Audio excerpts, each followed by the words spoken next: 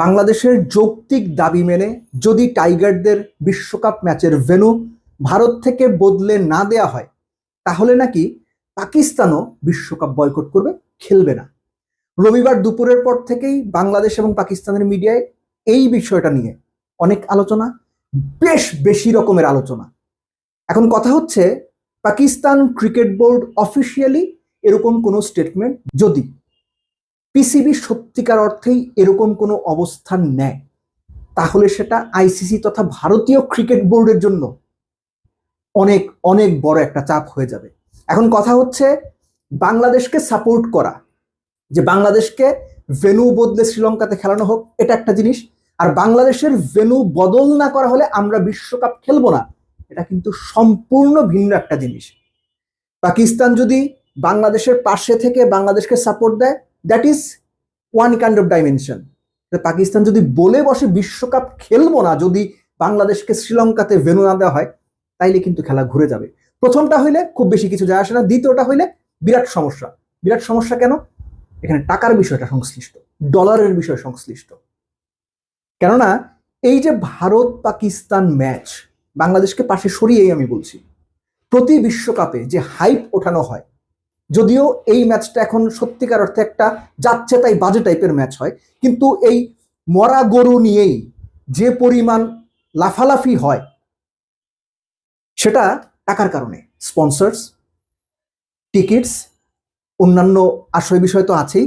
তো এই যে টাকার উৎসটা, আইসিসি ইভেন্টে একটা সময় বলা হতো যে টোটাল যে রেভিনিউ জেনারেট হয় তার 10 ভাগের 2 ভাগ বা 5 ভাগের 1 ভাগ রেভিনিউ নাকি ভারত পাকিস্তান ম্যাচ থেকে আসে। তো টাকার হিসাবটা যখন আসবে, টাকার লসটা যখন হিসেবে আসবে, তখন কিন্তু ভারতীয় ক্রিকেট বোর্ড বা আইসিসি দুই পক্ষই নড়ে চড়ে বসবে। এবং সেই সময় বাংলাদেশের ভেন্যু বদলে শ্রীলঙ্কাতে দেওয়ার জন্য আইসিসিও কিংবা ভারতীয় ক্রিকেট বোর্ডও আগের চাইতে অনেক বেশি আন্তরিকভাবে ভাববে। কিন্তু প্রশ্নটা হচ্ছে, পাকিস্তান ক্রিকেট বোর্ড বাংলাদেশকে কি শুধুমাত্র সাপোর্ট দেবে বা আদৌ সাপোর্ট দেবে, নাকি তারা সরাসরি বলবে যে পাকিস্তান ক্রিকেট বোর্ড বাংলাদেশকে যদি ভেন্যু বদলে না দেয়া হয় বিশ্বকাপে, আমরা বিশ্বকাপ খেলবো না। দ্বিতীয়টা আসলে কি সম্ভব? ক্রুয়েল রিয়েলিটি হচ্ছে, পাকিস্তান ক্রিকেট বোর্ড নিজেরাও বিশ্বকাপে ওই ভারত পাকিস্তান ম্যাচ খেলার জন্য মুখিয়ে থাকে।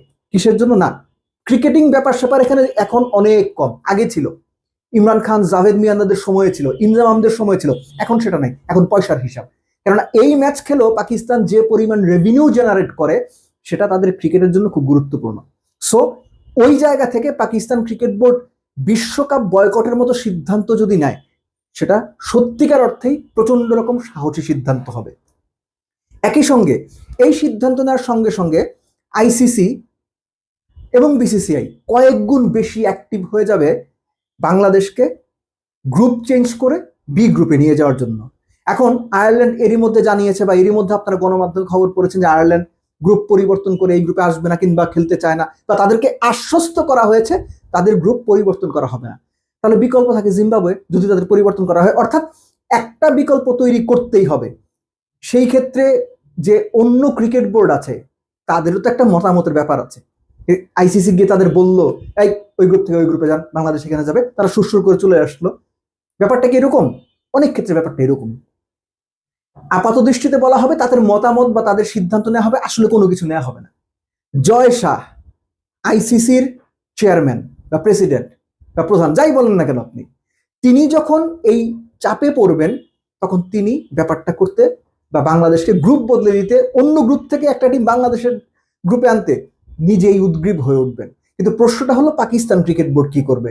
আর এর সাথে আপনি যোগ করে নিন, পাকিস্তান যদি সত্যি সত্যি বাংলাদেশের পাশে এসে দাঁড়িয়ে বাংলাদেশকে সাপোর্ট দিয়ে আপাতভাবে বিশ্বকাপ বয়কটের হুমকি দেয়, এবং তাতে যদি বাংলাদেশের গ্রুপ বদলে দেওয়া হয়, সাময়িকভাবে বাংলাদেশের একটা লাভ হবে।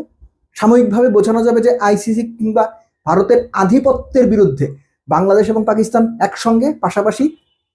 এবং এই অবস্থানটা অন্য দেশগুলোকে, অন্য ক্রিকেট প্লেইং কান্ট্রিগুলোকে উদ্বুদ্ধ করবে, নাকি অন্যভাবে পুরো জিনিসটা তখন 2 ভাগে ভাগ হয়ে যাবে।